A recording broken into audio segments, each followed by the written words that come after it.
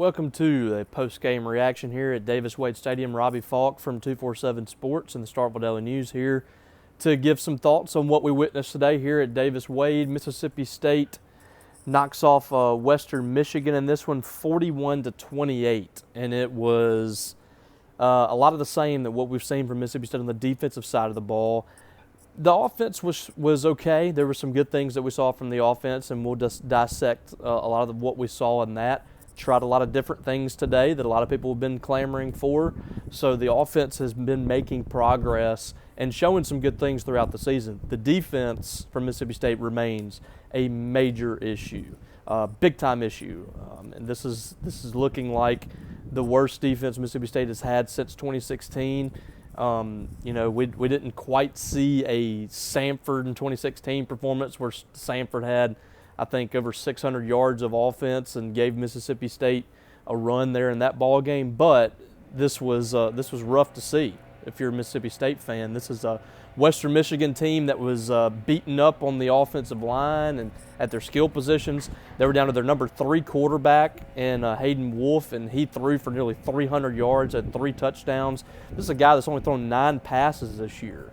And he's a transfer from Old Dominion. He threw for over 5,500 yards there, 30 touchdowns. I think last year had 2,900 yards passing. But he has not played much this year. He was not expected to be a major player in this ball game either, but they utilize him. And he goes, sorry, I got a little glare on there, 27 of 35 for 262 yards and 3 touchdowns. So that is another quarterback that Mississippi State's defense is going up against that has an extremely high completion percentage in the 70s, and I believe that is 4 straight that Mississippi State has allowed to throw over 70% against them, and that's not good. That's very problematic. The defense should not at any point be struggling to cause incompletions against teams like Western Michigan. Sorry, the wind's blowing a little bit. Jaden Daniels, okay, I can see it. Jalen Milroe, even that's kind of iffy because he's been struggling. The third-string quarterback for Western Michigan, okay, you got a big-time problem. And we knew the defense was struggling. We knew this was not good. You knew you were in a bad spot. But this should have been a game that Mississippi State dominated in the trenches, in the secondary, a coming-out party. We're not seeing it from the secondary. They've really struggled so far this year. The defensive line is struggling to get in the backfield. Linebackers are struggling as well. The defense looks really slow, and it gets really bad as the game goes on because you just don't have the bodies right now. Bryce Pollock, a true freshman, was playing. They expect a lot out of him, but you got a true freshman cornerback out there playing for you, and that's tough to have to force him into that position. But that's where you are right now in the secondary. DeCarlos Nicholson played in this game, but he was kind of trading reps with Bryce Pollock. Cameron Richardson gave up some completions. The safeties are giving up completions. And then you're struggling to tackle out there. So Mississippi State, just an all-around terrible effort in this game to give up 28 points to this kind of team. That's troublesome. That's very scary for what's ahead when you have the back half of the schedule that is winnable ball games, but the real winnable games are on the road. The games that would normally be toss-up ball games or that you feel really good against. Arkansas, you play Arkansas at Mississippi State. Usually you feel pretty good about it. You play Auburn. You've had some success against Auburn here. You're playing those games on the road. And then you go to Texas A&M, who right now is beating Alabama. They look like they're going to be the front runners for the SEC West if all things go well for them. And then you got Ole Miss, who has one of the most dynamic offenses in the SEC against the worst, or one of the worst defenses in the SEC in Mississippi State. It just doesn't look good. For me right now, watching this team play on the defensive side of the ball, it's hard to fathom an SEC win. That sounds harsh. But if you're giving up 28 points to Western Michigan and you're giving up the points that you're giving up against LSU and some of the other games, South Carolina ran on Mississippi State, and I think Spencer Rattler was 18 of 20 passing. When you look at the rest of the schedule, it is going to be really difficult to grab a win in the SEC. And they're capable. They have players that are capable of doing it, and these teams are not unbeatable teams. But I'm not taking them in any of those ball games right now. I'm not going to predict the win.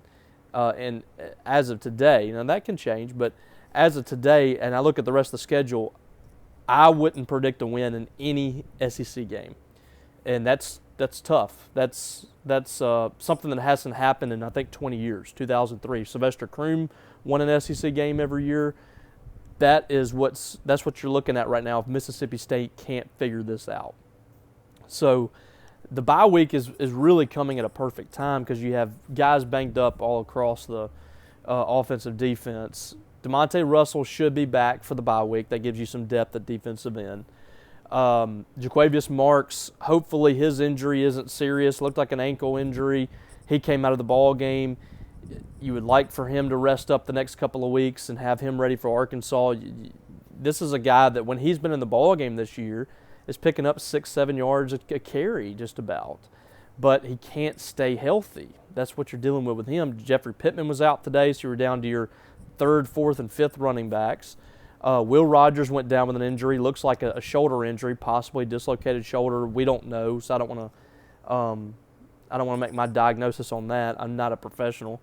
But just judging on what I've seen over the years when quarterbacks or other players have had the shoulder dislocated, that's what he looked like when he was coming off the field. Hopefully it's nothing too serious and he can get back for the Arkansas week, but he didn't play in the final 5 minutes or so of the game.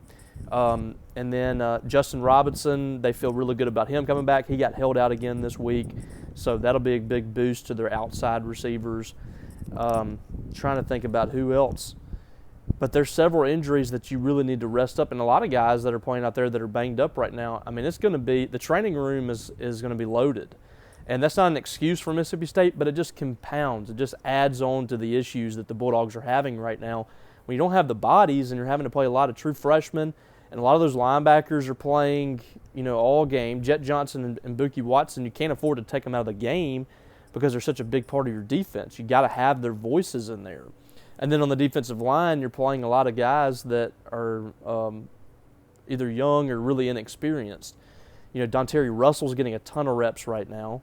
Deontay Anderson has, quite frankly, been one of their more impressive pass rushers. He's getting a lot of playing time as well. So it's just one of those deals where it could not be coming at a better time. State is running to the trainer's room right now to try to get those guys ready. They have got to be as healthy as humanly possible for the rest of the schedule because it is it's going to be tough. And again, it's not that these teams are so much better than they usually are or whatever. It's just the fact that Mississippi State is not in position to feel great about that schedule. Those games are winnable, but you can also lose all of them. That's been my stance on that basically all season to this point, and that's what's ahead of them.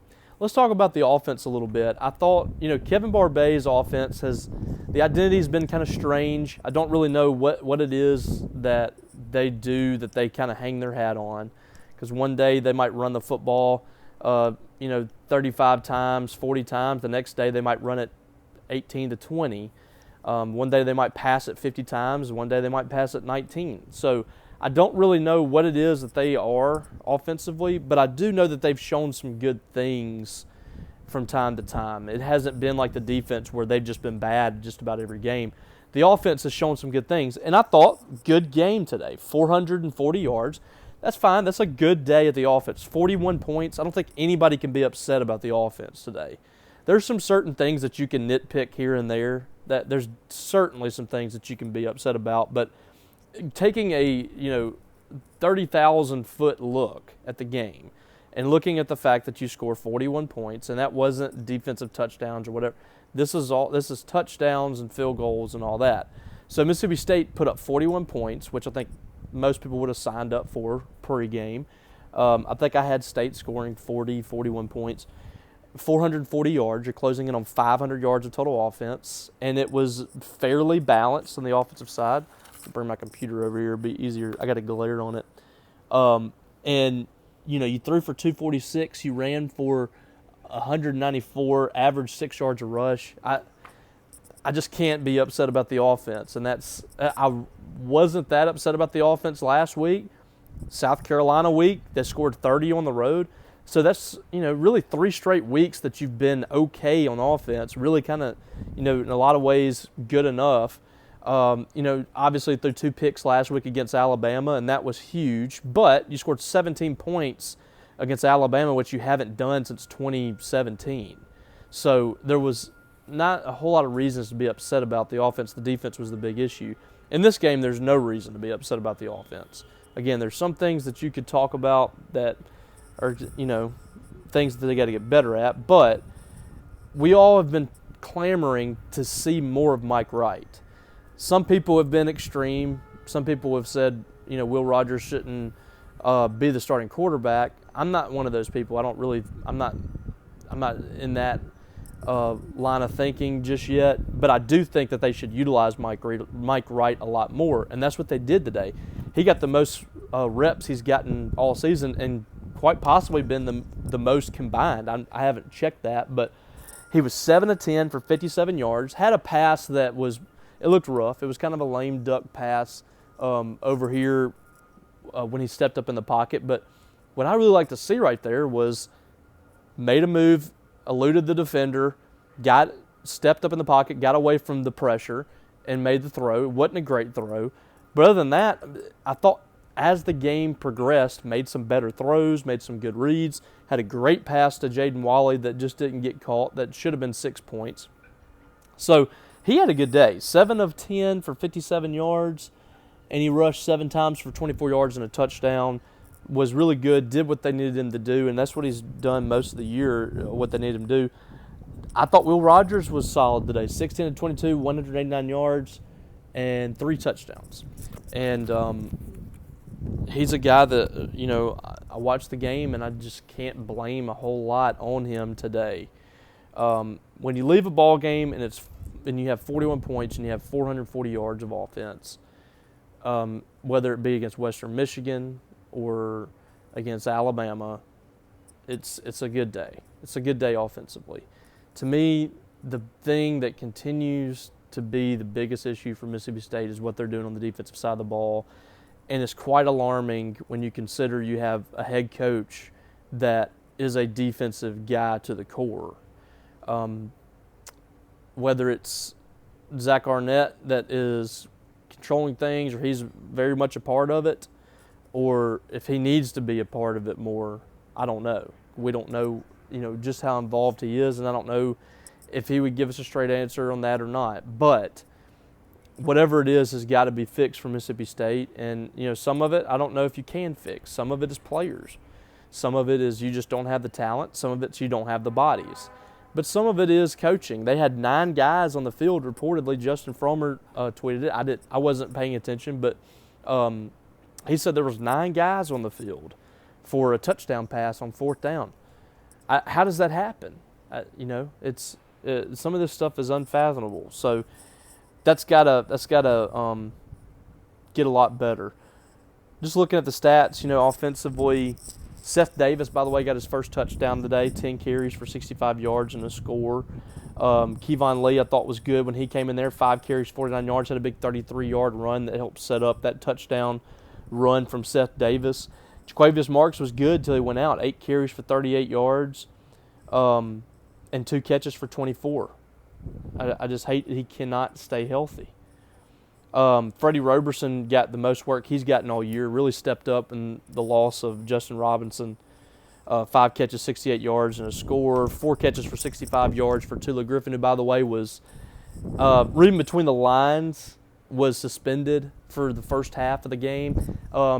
Didn't really know what was going on. Saw him down the sidelines, dressed out, no helmet on. Didn't know if they were holding him out or what it was. But Zach Arnett, just reading between the lines, like I said in his post-game presser, mentioning, they have standards and maybe they weren't upheld or whatever. But he thought that he played really well in the second half, was really pleased with his effort. So Tulu did a good job, came right out and started getting the ball to him. 4 catches, 65 yards. Another good day for him. They've got to have all these guys step up. And this offense has to be as good as it can possibly be now. I mean, knowing what the defense is, this offense has got to score a lot of points. And I'm talking the rest of the schedule, they've got to score 35 points on average the rest of the way. And that's just where you are right now. Arkansas is their defense is looks a little better than it was last year, maybe. But that's a team you can score on. But can this team stop KJ Jefferson and Rocket Sanders? I don't know. I mean, they're struggling to stop the run against Western Michigan. Auburn's defense is not great, but Auburn's defense is great. Their offense is not that great. So you got to think in that ball game, points are going to be at a premium. It's going to be tough. It's going to be tough. State, you're looking at this point, you're kind of counting down the magic numbers. You're trying to get to a bowl game. You're at 3. You got to win 3 games in the last 6. Can you get to it? That's going to be the biggest question. You probably feel good about Southern Miss. I mean, they're not very good, but you can't take it for granted. But just hypothetically, let's say they win that game, which they should. They should be favored by 20+ in that ball game. That's 4 wins. Can you find 2 SEC wins in the rest of the schedule? They probably won't be favored in any of those games. But Arkansas is kind of a train wreck going into tonight's game against Ole Miss. They always play well against Ole Miss, so we'll see in that. But you might need them to start falling apart to win that ball game. Auburn plays really well at home. Hugh Freeze is going to have a good game plan. That's going to be tough. A&M is just way more talented than Mississippi State, like they always are, but they look a little more well-coached now. And then Ole Miss, that game's always kind of up in the air, so who knows with that. But you got to find a way to get to 2. And can you get – you would love to get bowl eligible before the Egg Bowl, but the key is getting to 5 wins before that Egg Bowl and figuring it out from there. So State needs to win, 2 more games before that Egg Bowl. It's going to be tough, but it's just a week-by-week deal for State. They have everything in front of them, so we'll see if they're able to take that bye week and translate it into the best football they've played this year. I don't know, folks. I really don't. I got a lot of doubts about this team right now, but we'll definitely see how it comes out in the end. All right, guys. Tons of coverage coming from our guys up there that are in the press box right now writing. Some good stuff from Justin Frommer and David Murray, Steve Robertson, Mike Nemeth. They got a ton of stuff, ton of coverage already. And then we got this reaction video, obviously. We'll have some stuff coming throughout the next week. We'll venture off and do some different things this week with it being a bye week for Mississippi State. We'll not have a press conference on Monday. We'll probably have some media availability early part of next week. We'll have some basketball stuff coming out next week that I think you'll like, baseball stuff. And we'll still continue to talk about football as well. But it'll be a nice step away for everybody. We all need a break from this, folks. We really do. State's 3-3 and 0-3 in the league, and it hadn't been pretty. There's been a lot of frustrations for everybody, and I promise you nobody's as frustrated as this coach and his staff and also the players. So, it's just everybody kind of needs to step away, take a step back, take a breath, and see what happens in the back half of the schedule. But we're going to continue working. We're going to have some great coverage for you next week. We're talking to Chris Lamonis on Monday, and like I said, I'll have some women's hoop stuff. I'm sure we'll have some men's hoop stuff as well. So the coverage does not stop. So make sure you're tuned in over there. And also be sure to go out and support your local news, the newspaper we got to Starkville Daily News. I think we do a great job over there. We got some great Mississippi State coverage, some great high school coverage. We cover high school sports around here like nobody else. So go support us there. Subscribe to Thunder and Lightning Podcast. Do all this stuff that I have my hands full with. I'd really appreciate it. And I appreciate you guys tuning into this, subscribing and all that. You guys are the best, and I definitely appreciate you. All right, guys, this has been Robbie Falk. I'm signing off here from Davis Wade Stadium and go find a hamburger or something and settle in for the nightcap of football. So hope you guys have a great rest of the weekend. Catch you down the road.